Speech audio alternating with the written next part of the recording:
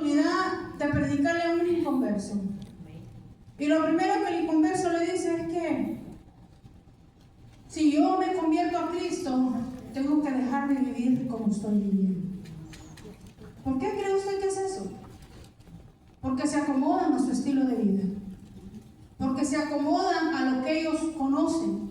Y ellos saben que el Evangelio implica una vida diferente. A pesar de que nunca han conocido, estoy hablando del inconverso, el que nunca ha conocido del Señor, el que nunca ha profesado un seguimiento a Cristo, él sabe en su inconsciente que el Evangelio lo llama a vivir una vida diferente. Entonces, ese muchas veces los impedimentos que la persona pone para no venir a los pies de Cristo. Si es una persona que le gusta mucho el baile, dice, tengo que dejar de bailar si voy a ver si me convierto al Evangelio. Si es una persona que le gusta tomar alcohol, dice, tengo que dejar de tomar alcohol si me voy a convertir al Evangelio. Pero fíjense que es lo que el inconverso no entiende, es una cosa bien importante, que el cambio no lo hace el ser humano, lo hace el Espíritu Santo. Porque para nosotros, si yo diera la oportunidad a cada uno de ustedes en esta mañana, y yo le dijera, qué difícil fue para usted dejar las malas costumbres o sus malas mañas o dejar de pecar, usted me va a decir, es que no fue fácil. Pero una cosa sí yo le estoy 100% segura, que no fue bajo su propia voluntad. Fue porque el Espíritu Santo trabajó en su vida y usted le dio la oportunidad que lo hiciera. Amén.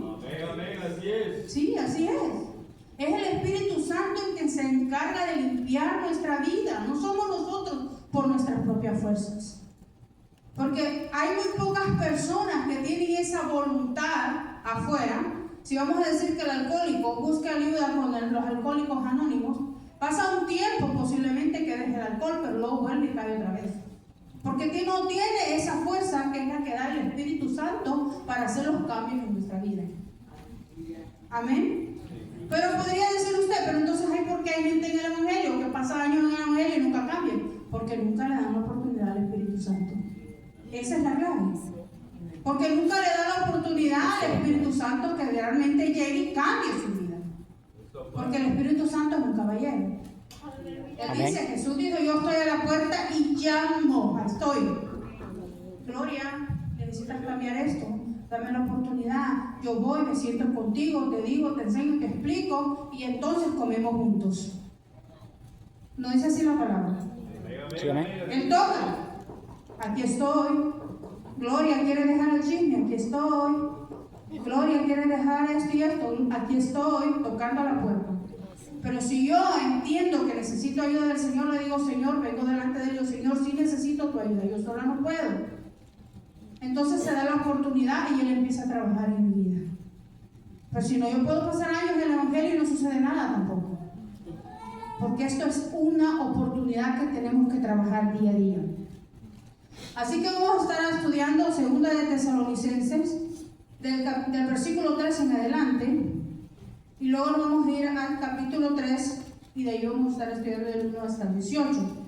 La verdad central dice, a través de Jesús, Dios ha provisto todo lo que necesitamos para vivir en victoria. El versículo clave está en 2 de Tesalonicenses, su capítulo 3, versículo 5, y dice, el Señor encamine vuestros corazones al amor de Dios y a la paciencia de Cristo. Hermano, el tiempo pasa tan rápido, pero tan rápido. Yo no sé si usted tiene la oportunidad muchas veces de sentarse por un segundo, cerrar sus ojos y hacer un recuento en el pasado. En esta mañana yo miré una escena aquí de 2 jóvenes presentando su bebé. Esa misma escena pasó un poquito menos de 24 años, allá en el estado de New York, en una ciudad que se llama Long Island, en un pueblo que se llama Hampton Bays. Ese muchacho fue presentado hace unos cuantos años atrás. Y ahora yo lo veo a él presentando su propio bebé. Eso es bueno, de hablar de los ojos de Dios. Y digo yo, lo que es la naturaleza humana, ¿verdad? Crecer, nacer, crecer y luego expandirse. Para el corazón de los padres porque para mí él es como un hijo también. Fue el primero que me desveló, yo se lo he dicho en otras ocasiones. Y verlo ya convertido todo un padre de familia es algo inexplicable. Y digo yo, ¿cómo pasa el tiempo de rápido? Y a veces me pongo a pensar y digo, así como pasa el tiempo de rápido, ¿cuántas veces le hemos dicho a esa persona que la amamos? Que es una parte especial de nuestra vida, que es una parte importante en nuestra familia. A veces el tiempo pasa y nosotros no lo aprovechamos, iglesia. Los hijos crecen y agarran su camino, ¿verdad que sí? Pero para el corazón de los padres siempre van a ser sus bebés, sus chiquitos. Entonces yo lo molesto y le digo un bebé creciendo otro bebé. Esa es la vida. Y de esa manera, hermanos, Dios nos ama a nosotros de una manera incondicional. Para Él siempre vamos a hacer su creación. Y por ese amor que tiene por la creación que Él hizo, fue que mandó a su Hijo a morir en la cruz del Calvario. Le dio la oportunidad a su Hijo que viniera a sacrificar su vida por amor a la humanidad. Y cuando venimos y aceptamos y reconocemos que ese sacrificio fue hecho y levantamos nuestra mano y hacemos nuestra confesión de fe y recibimos a Cristo como nuestro Salvador, entonces venimos a ser hijos de Dios, venimos a ser parte de su propiedad. Y como todo padre, cuando su hijo empieza a desviarse del camino, también tiene que llamarnos la atención. También tiene que jalarnos las orejas. También tiene que darnos unos de vez en cuando. Te estás desviando del camino que es el correcto. Pero una reprensión con amor. Fíjense, yo siempre digo y recalco esas palabras del Rey David. Prefiero caer en manos de Dios que tiene misericordia y en las manos del hombre que no tiene misericordia. Gloria a Dios. Porque Dios, que conoce cada una de nuestras debilidades, Él nos llama la atención, nos llama a la reprensión, pero nos castiga con amor. Gloria a Dios. El hombre, de una vez nos manda al infierno. Así es. Sí, el hombre así es. El hombre, o sea, el ser humano que conoce de Dios y sabe que usted le ha fallado a Dios, y una vez le dice, tú vas para el infierno y no tienes salvación. Sí, así es. Y digo yo, ¿con qué autoridad esta persona hace eso? Pero si Dios mismo no lo hace, sino que nos da una oportunidad de reconcilio, de venir y humillarnos delante de Él, pedir perdón y cambiar nuestro caminar, pero el hombre se cree con todo el derecho de poder hacerlo. Y yo vienen a mi mente aquellas palabras donde dice, tú que estás firme, mira que no caigas también. Gloria a Dios. Tú que te crees ahorita que estás aquí, que tú tan espiritual, que te crees con autoridad de señalar a los demás, ten cuidado y no resbales. Gloria a Dios. Porque con el dedo que tú señalas, con ese dedo tú vas a ser señalado también. Gloria a Dios. Sí, amén, gloria a Dios. Es que la palabra de Dios es maravillosa. Amén. Y yo siempre voy a decir esto, para cada pregunta la Biblia tiene la respuesta. Gloria a Solo Dios. está en que nosotros busquemos esa respuesta. Amén. Y ese amor es tan grande que Pablo le está diciendo a los tesalonicenses, aquí en sus últimas palabras, la importancia que es vivir para Cristo. Vamos ahora a la introducción. Pablo inició así la parte práctica de esta epístola. Bueno, a la luz del conocimiento de los hechos futuros, el creyente debería vivir una vida que demuestre que él cree en la venida de Cristo. Él cree en la venida de Cristo no quiere decir que uno tiene que quedarse mirando al cielo y deseando que Cristo venga. Esa actitud podría parecer piadosa, pero no tendría sentido. Si una persona cree en la venida de Cristo, su creencia se manifestará en tres formas diferentes. Afectará su actitud hacia la palabra de Dios primero. Segundo, afectará su andar, es decir, a su vida. Y tres, afectará a su trabajo. La gratitud es una celebración que lo tenemos, de lo que tenemos. Nuestra mente se vuelve hacia el anhelo de lo que tenemos. Pero ese tipo de pensamiento puede llevarnos hacia deseos malsanos. Pablo exhorta a los creyentes a mostrar gratitud. Su mandato de ser agradecidos aparece en casi todas sus listas de conducta cristiana. El ser agradecidos. Si usted analizó, o los que tuvieron tuvieron la oportunidad de estar en la escuela dominical, estuvieron hablando de diferentes temas en que fue primera y segunda de Tesalonicenses. Y uno de los temas que resaltó mucho en esta carta fue la venida de Cristo. Se cometieron muchos errores al principio de cuando se empezó a fundar la iglesia apostólica. Muchos errores que se cometieron fue que la iglesia pensaba que Cristo venía ya al siguiente día. Y uno de los errores que cometieron muchas personas fue que mucha gente dejó de trabajar, mucha gente dijo, bueno, me dedico a vivir porque Cristo ya viene mañana, entonces me gasto y me como todo lo que tengo y como quiera Dios me va a proveer. Fueron muchas de las cosas que empezaron a salir en ese momento. Entonces Pablo se vuelve en necesidad de explicarles, de decirles, no es así, hombre. Ustedes están mal interpretando todo, están mal entendiendo las cosas.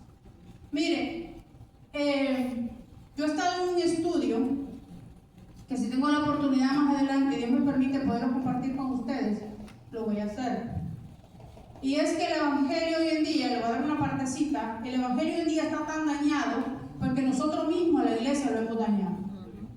Con nuestras creencias, con nuestras falsas doctrinas, con nuestros falsos pensamientos, y porque yo quiero imponer mi opinión y nadie más me puede decir lo contrario. Lo siento mucho, pero aquí solo nos pasamos a lo que la palabra de Dios enseña. Gloria a Dios. Si su opinión ya está basada en la palabra del Señor, me va a convencer que está correcto. Pero si es simplemente que porque usted se creó una doctrina de un versículo que usted sacó de la Biblia y me va a querer imponer esa doctrina a mí, está completamente equivocado. El evangelio está tan dañado porque nosotros mismos, los mismos cristianos, hemos desacreditado el evangelio, iglesia. Por eso. Mire, un día yo me encontré un señor, y hay varias iglesias en El Salvador de esas, que todos usan sombrero. Y yo me quedé, cuando fui, y le digo yo a mi tío, esa iglesia no, dice, allá hay una que todos usan sombrero, por allá también, y por allá se hizo grande, un poquito grande la denominación. Y le digo, ¿y eso de dónde salió? Es que un hermano tuvo un sueño una noche, y soñó que Dios le dijo, todos se tienen que poner sombrero en la iglesia. Y lo hicieron ley. Ahora los hombres no pueden ir si no van con sombrero a la iglesia. Aquí tiene que ser sombrero y botas, pastor. Hermano, yo me quedé con el ojo, dije, ¿en serio? Sí, es que el hermano, como él pasa ayunando mucho y pasa orando mucho y pasa todos los días en el templo, entonces todos dijeron amén. El santo Dios le reveló eso, pero en la Biblia eso no está. Pero ellos ya lo hicieron así. Ya es una doctrina de esa congregación que todos los hombres van con sombrero.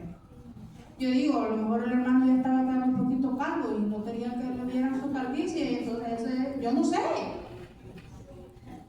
Porque todos son señores. Pero yo voy a las personas que le dan credibilidad a esa clase de enseñanza, a esa clase de creencias. Entonces yo pienso que soy más ignorante yo por seguir algo simplemente porque otro me lo enseña o porque otro me lo diga. Y eso pasa muchas veces. ¿Cuántas veces nosotros hemos escuchado personas que dicen, es que fulano lo dijo, es que mengano lo dijo, y por eso yo lo digo también, o por eso yo lo hago también? No, yo no sé si usted se acuerda de lo que yo le he contado de una muchacha que ella le cortaba las orillas al jamón. No sé si usted se acordaba de eso. Y el esposo un día le pregunta, le dice, amor, pero tú ¿por qué le quitas las orillas al jamón? ¿Por qué no lo metes al horno así? Más que todo para acción de gracias, que hacen el jamón relleno. Y él le dijo, yo no sé, mi mamá miraba que ella le cortaba las dos orillas al jamón y lo metía al horno. Qué raro, ¿no? ¿Por qué? Va y le pregunta a la mamá, le dice, suegra, ¿y usted por qué le corta las orillas al jamón? Porque mi esposa también lo hace. Y ella le dice, no, le dice, yo no sé, yo mire que mi mamá lo hacía, pues también yo lo hacía. Cuando va con la abuela y le dice, abuela, ¿usted por qué le corta las orillas al jamón? ¿Por qué le cortaba las orillas al jamón? Porque mi suegra lo hace también, mi esposa, y le dice a la suegra, le dice a la abuela, es que mi horno era muy chiquito, no me cabía el jamón entero. Entonces tenía que cortarle las orillas para que me cupiera. Y siguió a la primera y la segunda generación, sin un porqué. Simplemente porque alguien vio que lo hizo, lo seguía haciendo. Pero nadie se ocurrió a preguntar por qué razón yo lo hago. La palabra de Dios en el Evangelio tiene que ser diferente. usted va a practicar algo, usted tiene que saber por qué. Tiene que ser basado bajo la palabra del Señor. Sí, amén. No simplemente porque alguien soñó o porque alguien... No. Aquí es la palabra del Señor. Y no hay nada mejor que este mapa, que es el que nos guía para llegar al reino de los cielos. Ahora vamos a entrar aquí, vamos a ir a su capítulo 2, versículo 3 en adelante, y dice de la manera siguiente: pero nosotros debemos dar siempre gracias a Dios respecto a vosotros, hermanos amados por el Señor, de que Dios os haya escogido desde el principio para salvación, mediante la santificación por el Espíritu y la fe en la verdad, a lo cual os llamo mediante nuestro Evangelio, para alcanzar la gloria de nuestro Señor Jesucristo. Así que, hermanos, estad firmes y retened la doctrina que habéis aprendido, sea por palabra o por carta nuestra. Y el mismo Jesucristo, Señor nuestro, y Dios nuestro Padre, el cual nos amó y nos dio consolación eterna y buena esperanza por gracia, conforte vuestros corazones y os confirme a toda buena palabra y obra. Fíjense, nosotros tenemos que aprender a dar gracias por todo. Amén. Por todo, iglesia, es todo. Sí, Señor. No solamente cuando todo marcha bien, no solamente cuando todo está bien en la familia, cuando tenemos nevera llena, cuando tenemos un techo que nos cubre, cuando tenemos ropa que ponernos. Hay que darle gracias a Dios en los momentos difíciles que pasamos también. Sí, amén. ¿Sabe por qué? Porque los momentos difíciles es lo que a nosotros nos forman como personas. Bendito Dios que sí. Si yo hago un recuento de mi pasado, de mi niñez, mi adolescencia, digo, todo eso que vivía, que tal vez fue muy duro en su momento, ahora yo lo miro con otra mentalidad. Digo yo, todo eso me formó posiblemente a ser la mujer que soy hoy en día, tal vez un poco fuerte de carácter, no lo sé. Pero puedo entender a otra persona que haya pasado por lo mismo que yo pasé. Y digo, tal vez ese era el propósito de Dios, que para ser una persona madura.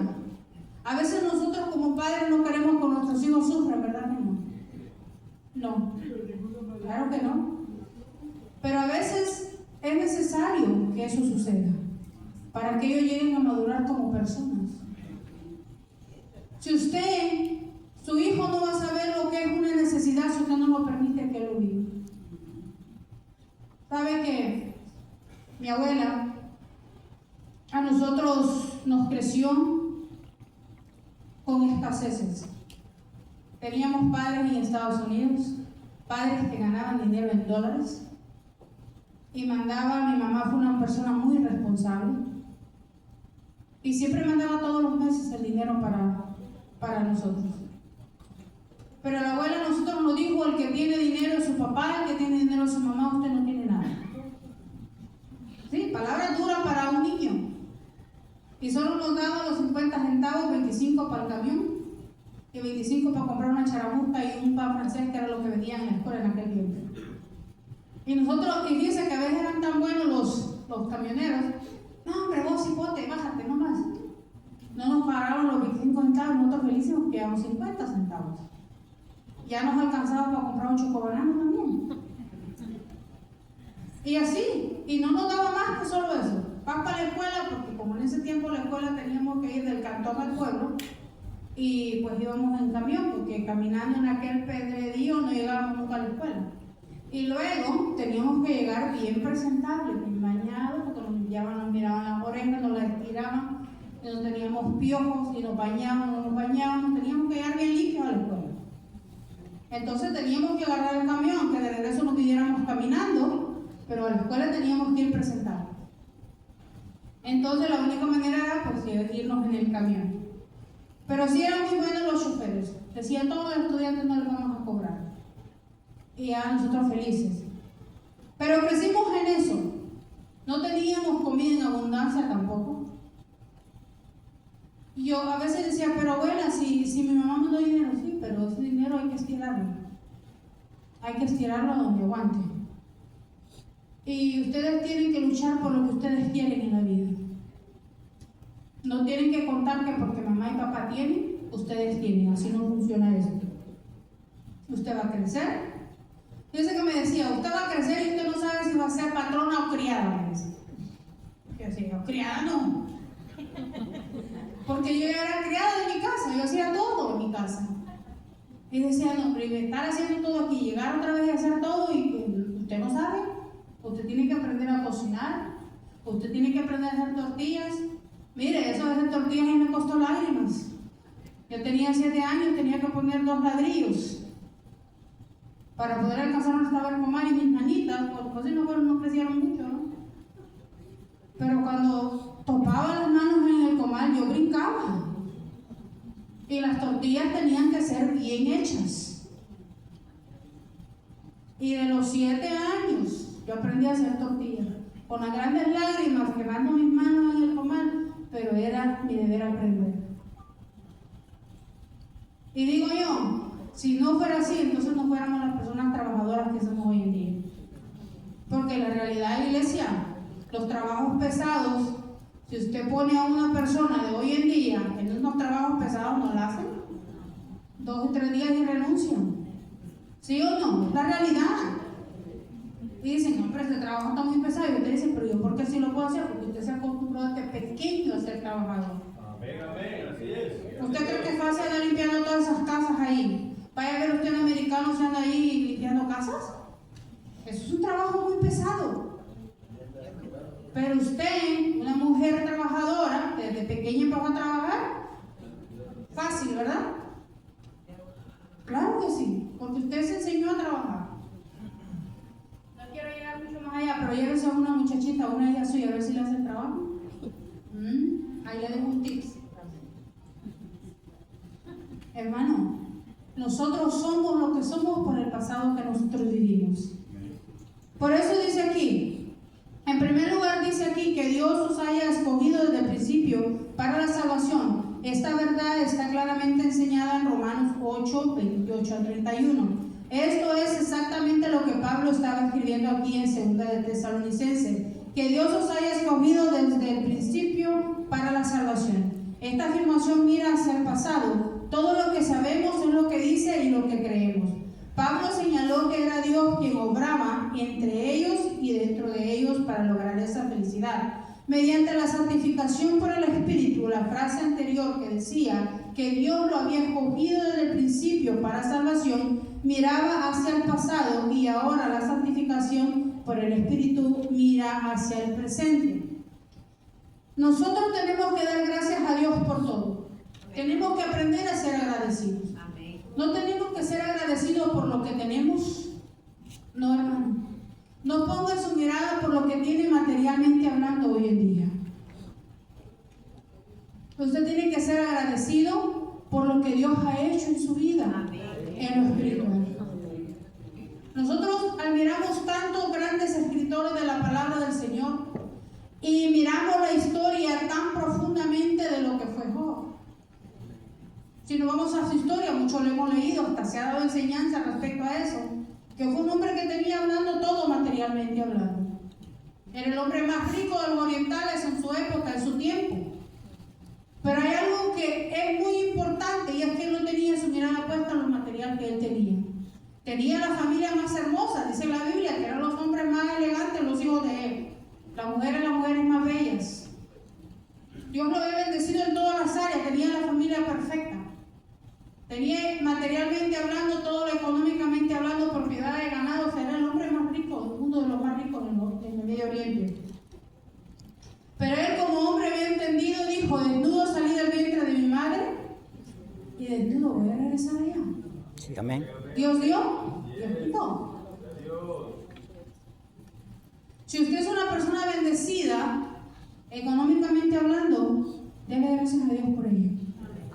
Y si no tiene nada, hay que darle gracias a Dios por ello también. Amén. Amén.